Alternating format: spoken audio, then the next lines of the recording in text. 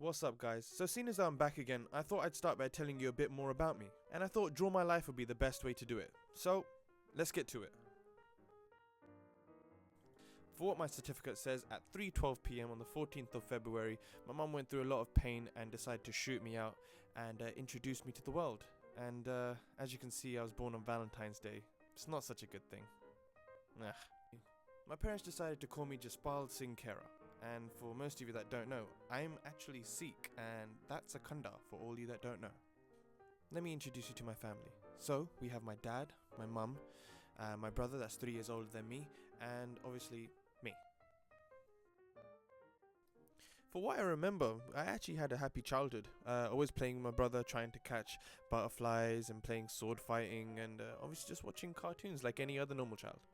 By the way, my first word was sick. I was just watching cartoons one day, stood up and just said He-Man. I thought that was just cool. Growing up, I was always a quiet kid. I mean, I would rather be in my own company, sitting in my room and just playing with my action figures. And no one would know where I was. In fact, I was so quiet at home that my mum was so worried that she took me to the doctors to find out why I wouldn't talk as much. But then they were soon to realize that every single time that they would ask me a question, that my brother would actually answer for me, and I didn't feel like I needed to actually talk or give an answer. Man, I was lazy as fuck. As a kid, the whole family would go to the Gurdwara every single Sunday. But I just didn't get religion. I mean, I'm Sikh, but I never really knew what it meant apart from going to the Gurdwara every single Sunday and bowing my head to our holy book, the Guru Granth Sahib. And I grew up being a coconut. I mean, for all the non-Asians watching, that means I was brown on the outside, but white on the inside. I was even forced to go Punjabi classes because I never really spoke Punjabi at home. It's just that I thought it sounded weird. But anyways, I ended up getting pulled out because a girl taught me a swear word, and I ended up going home and asking my mum, what does ma... But let's not get into that. The truth is, I secretly knew how to actually speak Punjabi. I got caught out one day when I sat next to my gran in the garden and had a conversation with her. But what did you expect? She didn't know English, so I had to bust out the broken Punjabi. Throughout primary school and secondary school, I made loads of different friends and hanged out in different groups. You know what I'm talking about, the nerds, the popular ones, the randoms and the others. But I never really knew where I fit in, and at some points made me depressed. But I would never show it. Also, it didn't help that I had severe acne. But everything changed for me when I made my new best friend, Fas, and he was from America, as you can see him holding his flag, and he taught me how to play basketball. And then suddenly my confidence just went sky high, and yeah, Fas, that's me dunking over you. Well, that's how I like to remember it. Anyways, school wasn't for me. I was always a C grade student, and at 16, I really didn't know what I wanted to be. A doctor, a dustbin man, believe it or not, teacher, or Superman, as any kid wants to be. But still, I managed to go to the University of Hertfordshire for my degree, and my room was so small, genuinely, it felt like I was in a prison cell, and I just wanted to get out. But everything turned out to be okay. I made an incredible amount of friends within my uni halls. Being together every single day, we had a lot of fun. During uni, I'd always think, would I ever use my degree outside of university? I mean, to be honest, I still didn't even know what I wanted to do in life. I started to think about what I enjoyed doing. I mean, I'd always been the funny guy and always loved to sing. I remember when we used to sit in the kitchen and I'd sing for everyone, and they'd always say to me, you know, you should go on Pop Idol. But I'd always say no. Even though I loved singing, I just didn't have the confidence and just ended up just closing the door on the dreams that I had. After uni, I was in dead-end jobs. I mean, I wasn't happy. I worked in the airport, I was a prison officer for 2 years, and then I just snapped and thought, what the hell am I doing? Do I really want to do this for the rest of my life? And then something happened, something that I really didn't think that would affect me so much. Michael Jackson died. And I was in tears, just like everybody else in the whole world. And weeks would go past and I just didn't know what the hell I was doing, until one day I snapped and thought, I need to open up that door that I closed that had my dream behind it and do something that makes me happy. So I started to think more about music and entertaining, and I would sing to the inmates every single day to try and make their days go better, even though they didn't like it. I even auditioned for X Factor, but I didn't get through. And then I entered British Superstar, a singing contest that was made for the Asian community, and I thought, that's it, I'm going for it. I got to the final singing R&B and I made so many friends and fans, and it was cool. But then all of a sudden I got knocked out. But the amazing thing happened that when one of the judges called Kerrah actually said he sees something in me and he wanted to help me, he actually helped me get my first contact to actually record my first song, and you lot know what it is. I'll be your sunshine.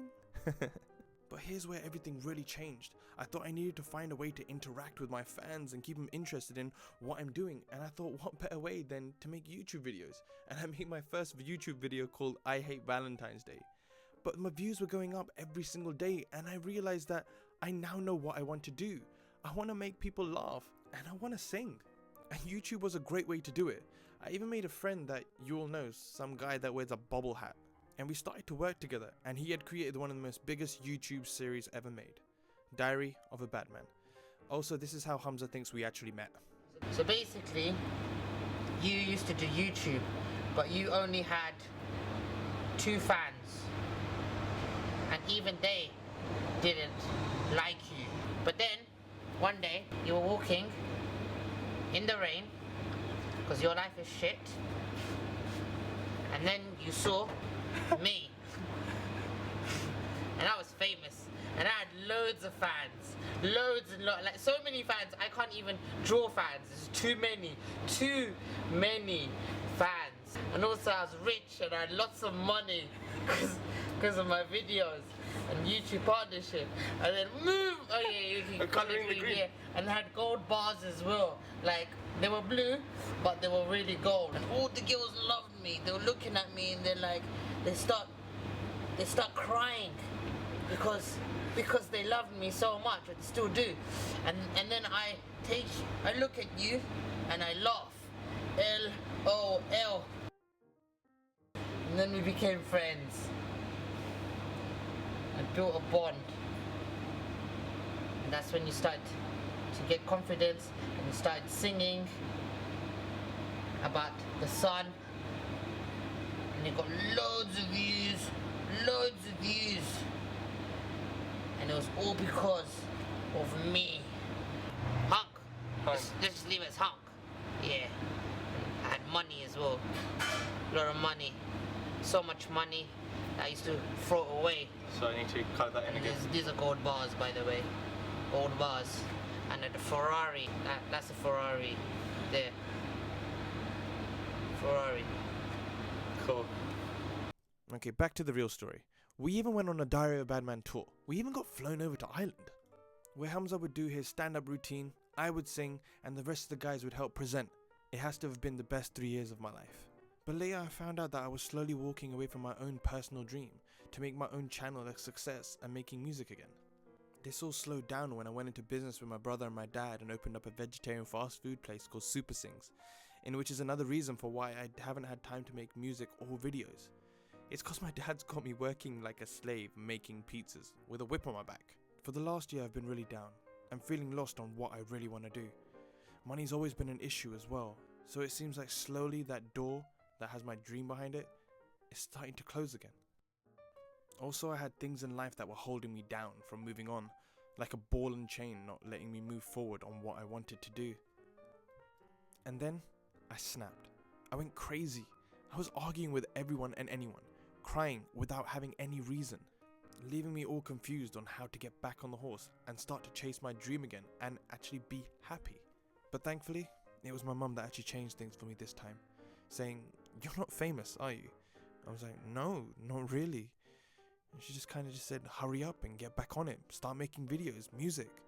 For my mum to say that was a huge thing, as any son wants to make their parents proud. And you know what? The next day, I went and bought myself a brand new camera to give you guys some more quality, found that horse, and jumped straight back on it.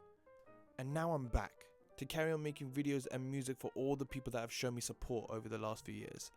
Remember this, there was always going to be things that are going to get in the way of you chasing your dream, but don't let it. And that door that you may have closed that has your dream behind it, only you hold the key to open it. And once it's open, don't let anyone else get in the way of what makes you happy. Because now, I'm on top of the world, with the best friends a guy could ever want, a supporting family who encourages me in what I want to do, and most of all of you that make it worthwhile to stick around. So hey, I'm JP, aka Mr. Kerrah, a firm believer in chasing the dream. And you know what? I think I'm almost there. Holla!